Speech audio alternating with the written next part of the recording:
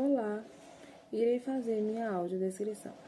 Meu nome é Maria Kívia dos Santos Araújo, sou profissional de apoio da Rede Estadual de Educação de Pernambuco.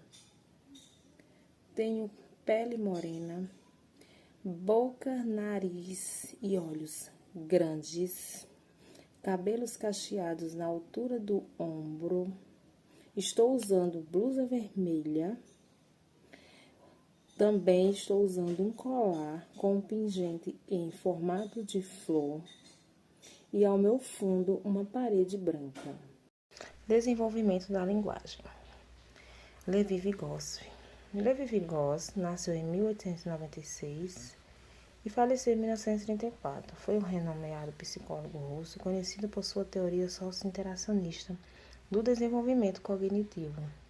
Além de psicólogo, Levi Vygotsky, ele também cursou medicina, direito, literatura, história da arte, ou seja, ele foi um grande estudioso que contribuiu para a nossa sociedade, para estudos atuais, muito importante para que possamos compreender muitas questões no dia a dia, principalmente na educação.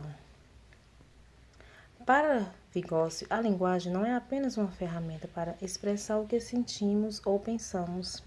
Ela é, antes de tudo, uma forma de construir quem somos. Desde muito cedo, a criança aprende a se relacionar com o mundo e com outras pessoas através da linguagem. E é por meio dela que ela internaliza valores, costumes, modos de pensar e agir que pertencem à sua cultura. Um conceito muito importante por Vygotsky foi a Zona de Desenvolvimento Proximal, a ZDP, em que ele conceitua que uma pessoa sozinha, ela não vai desenvolver como se ela estivesse em grupo. Por isso, a teoria central dele, o socio-interacionista, traz muito isso para a gente. Que as pessoas, através de experimentos, com seus conhecimentos, elas tendem a desenvolver mais. A linguagem na construção dos processos superiores. A linguagem vai muito além de apenas comunicar ideias. Ela é uma ferramenta fundamental para o desenvolvimento do pensamento, da consciência e da aprendizagem. O papel na mediação semiótica e do outro. Nenhum ser humano se desenvolve sozinho. Desde os primeiros dias de vida. E na relação com o outro, é na relação com o outro que aprendemos a agir no mundo. Mas essa relação não é feita apenas de presença física ou afeto. Ela é atravessada por algo muito poderoso. Os signos e símbolos que usamos para dar sentido à realidade. É aí que entra a mediação semiótica. Exemplos. Um jovem escrevendo no diário pessoal. Quando o adolescente escreve seu diário, frases como: hoje me senti deslocado ou preciso entender quem eu sou. Ele está usando a linguagem para muito mais do que relatar fatos. Ele está construindo sua subjetividade. Uma criança indígena aprendendo a sua linguagem materna. Para uma criança indígena, aprender a linguagem da sua comunidade não é apenas um aprendizado técnico, é apropriar-se de um modo de vida. Um aluno que aprende a argumentar na escola. Quando um professor ensina os alunos a debater ideias, a justificar opiniões e a escutar o outro, ela não está apenas ensinando técnicas de fala, está formando sujeitos críticos.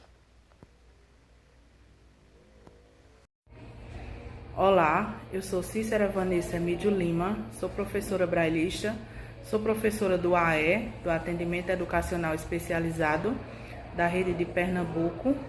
Tenho a pele de cor morena, tenho nariz largo, boca grande, olhos grandes, sobrancelhas desenhadas, cabelos ondulados pretos, abaixo do ombro. Estou usando uma blusa preta com um casaco preto. Estou usando um brinco em formato de sino com uma meia pérola branca. Ao fundo tem uma parede branca com uma lista azul ao meio. Olá, sou Cícera Vanessa Emídio Lima. Irei iniciar a parte dos conceitos espontâneos versus conceitos científicos. Bom, desde pequenos, nós vamos formando ideias sobre o mundo com base no que vivemos, ouvimos e observamos no nosso dia a dia. Como, por exemplo, uma criança pode entender que o sol esquenta só porque sente calor quando está sob ele. Esses são os chamados conceitos espontâneos. São construídos de forma natural, através da experiência direta com o mundo e com as pessoas ao nosso redor.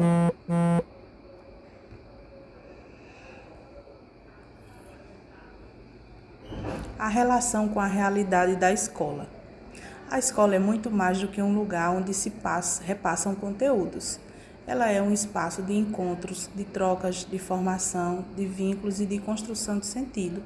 Mas para que a aprendizagem realmente aconteça de forma significativa, é preciso que exista uma relação viva e concreta entre o conhecimento e a realidade do aluno.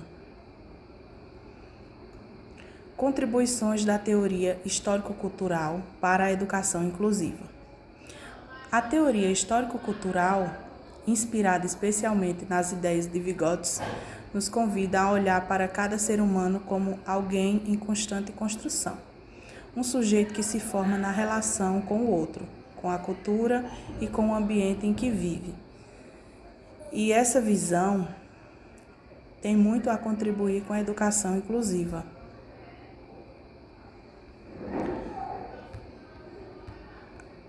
Agora eu vou falar um pouquinho sobre o desenvolvimento da linguagem. Assim, a linguagem é uma espécie de fio condutor que costura o mundo externo ao mundo interno.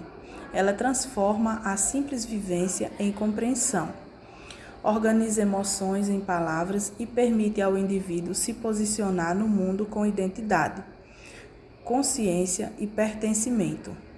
A grande contribuição de Vygotsky, portanto, está em mostrar que a linguagem não é só um meio de comunicação, mas um instrumento fundamental de humanização. É através dela que o ser humano se constitui como sujeito histórico, social e único.